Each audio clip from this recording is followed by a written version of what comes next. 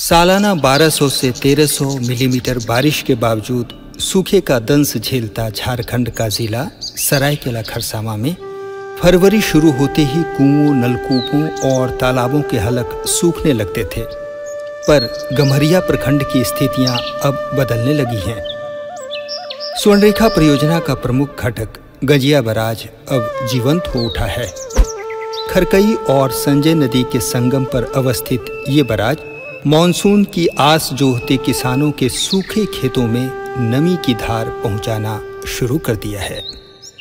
झारखंड सरकार की Kharkai lift irrigation परियोजना अब साकार हो रही है। खरकई नदी पे हम लोग एक गजिया में बैराज का निर्माण किया है, जो वर्ष 2020 से ये ऑपरेशनल है। और इस बैराज से हमारा एक कैनाल सिस्टम निकलता है, खरकई राइट मेन कैनाल।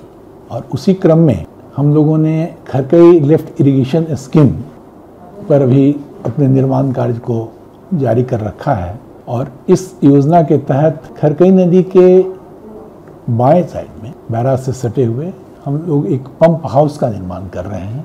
और उस पंप हाउस से हम 2 डीसीज को कनेक्ट कर रहे हैं, जिसमें जो हमारा DC 1 होगा वो लेफ्ट साइड में लगभग 1200 हेक्टेयर में वैसे एरियाज में हम सिंचाई की सुविधा देंगे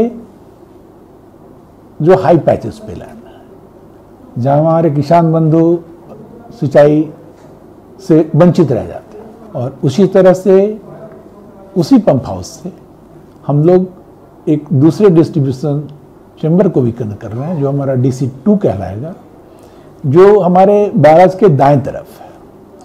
और उस DC 2 से डिलीवरी चैम्बर नंबर संख्या 2 से हम लगभग 2500 हेक्टेयर में फिर वैसे ही क्षेत्रों में सिंचाई देने की स्थिति में रहेंगे, जो हाई पैचेस के लैंड्स हैं। खरकई और संजय नदी के संगम पर जल अंतर्ग्रहण संरचना का निर्माण किया जा रहा है, जिससे क्षेत्र में जलापूर्ति की चिर आकांक्षाएं पूरी होंगी।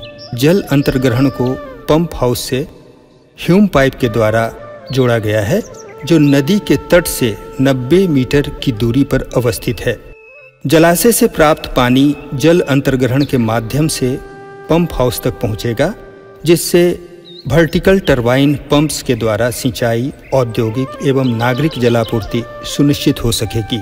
इधर पंप हाउस से 3 राइजिंग मेन पाइप निःसृत हुए हैं, जिससे पहला खरकई बराज की बाईं ओर के 1200 हेक्टेयर खेतों की सिंचाई होगी। इसके लिए पंप हाउस को डिलीवरी चैम्बर 1 से जोड़ा जा रहा है, जिसकी लंबाई 3420 मीटर है। डिलीवरी चैम्बर 1 गांव रायमासा के चट्टान पर अवस्थित है। इससे 3 वितरण प्रणाली किसान के खेतों तक पानी पहुंचाने का काम करेगी। राइजिंग मेन पाइप 2 से नागरिक एवं औद्योगिक जलापूर्ति सुनिश्चित की जा सकेगी। पंप हाउस से सीतारामपुर जलाशय पानी भेजा जाएगा। इसकी लंबाई 2330 मीटर है।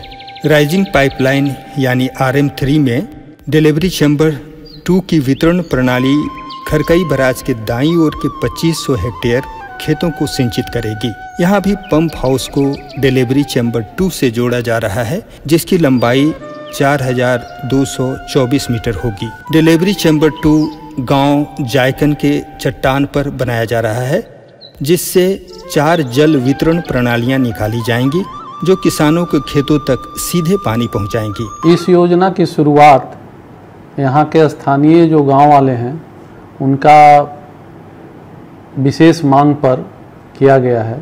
हम लोगों ने एक प्लान किया कि बराज के बाएं साइड में लगभग 1200 हेक्टेयर, जिसमें 11 गांव गम्हरिया पंचायत का इन्वॉल्व है, और दाएं साइड में लगभग 33 गांव जो गम्हरिया पंचायत से ही संबंधित है, इसमें हम लोग लिफ्ट इरिगेशन के माध्यम से सिंचाई देंगे।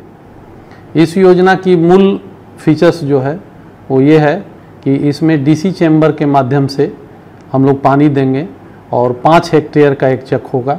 एक चक पे एक आउटलेट हम लोग देंगे, जहाँ से पाइप से लोग अपने 3-4 पार्ट खेतों में पानी ले जाएंगे। इसमें पानी का जो क्षरण है, लॉस है, वो नहीं हो पाता है, जिसके कारण हमको वाटर इफ़िशिएंसी बढ़ जाता है। और लगभग जो आउटलेट होगा उसमें 2 मीटर का रेसिडुअल हेड रखा जाएगा, ताकि वहाँ लोग भविष्य में अगर उन्नत खेती करना चाहें, अगर वहाँ स्प्रिंकलर और ड्रिप भी लगाना चाहें तो बूस्टर पंप के माध्यम से वो अपना माइक्रो इरिगेशन इसमें लगा सकते हैं, जिसमें नकदी फसल और भी सब्जी, गन्ना इत्यादि का खेती आराम से कर सकते हैं। यहाँ सुविधा इसका ये है कि इसका जितना भी कमांड एरिया है वो जमशेदपुर से सटे हुए भाग में है, जहाँ बाज़ार आसानी से उपलब्ध है। तो यहाँ के लोग अगर खेती करेंगे, खेती में मन लगाएंगे, तो हमको नहीं लग रहा है कि किसी भी परिवार के सदस्य को बाहर जाके नौकरी करने की आवश्यकता है। तो राज्य में जो पलायन की स्थिति है उस पर रोक लगेगी। इस योजना की एक और ख़ासियत ये है कि इसके कमांड एरिया में तालाब हैं जो सालों भर जिसमें पानी नहीं रखता है। ये योजना हो जाने से उनमें सभी पॉन्ड्स में हम लोग आउटलेट के माध्यम से पानी भर देंगे। मछली पालन इत्यादि का भी उसमें व्यवस्था होगी। प्रावधान रखा गया है ताकि खेतों को अपेक्षित जलापूर्ति की जा सके। बैराज के दोनों ओर 640 चक का निर्माण किया जा रहा है।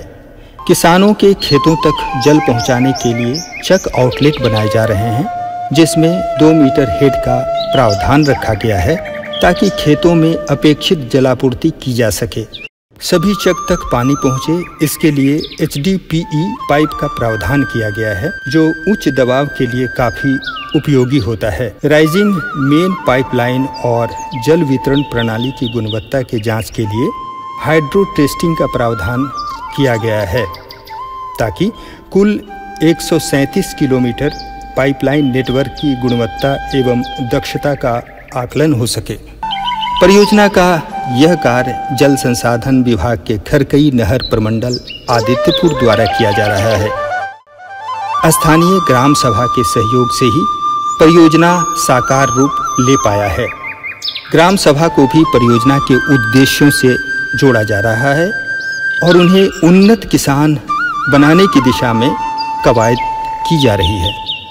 हमारे पंचायत के जो 8 गांव है, 8 गांव के लिए जो गांजिया बैराज के जो पाइपलाइन के द्वारा सिंचाई की व्यवस्था जैसे सरकार ने सोची है, जैसे हम यहाँ के ग्रामीण किसान के खेती करके जो आगे बढ़े, परियोजना चला रही है। इसके तहत जो यहाँ के ग्रामीण खेती करके आने वाले दिनों में हमारा पंचायत एक हरियाली और हरा भरा हो। कृषि क्षेत्र समावेशी विकास का एक अहम पहलू खरकई लिफ्ट इरिगेशन प्रोजेक्ट के उद्देश्यों को साकार रूप में लाने यानी जल वितरण प्रणाली को श्रेष्ठ बनाने में भारतीय प्रौद्योगिकी संस्थान चेन्नई के सहयोग से संभव हो पाया। विज्ञान के नवाचार यानी इनोवेशन के द्वारा सुनिश्चित डिजाइन तैयार की गई। किसानों को खेती के अत्याधुनिक तकनीक से लैस करने के लिए मिट्टी जांच कृषि प्रशिक्षण केंद्र बनाए गए हैं।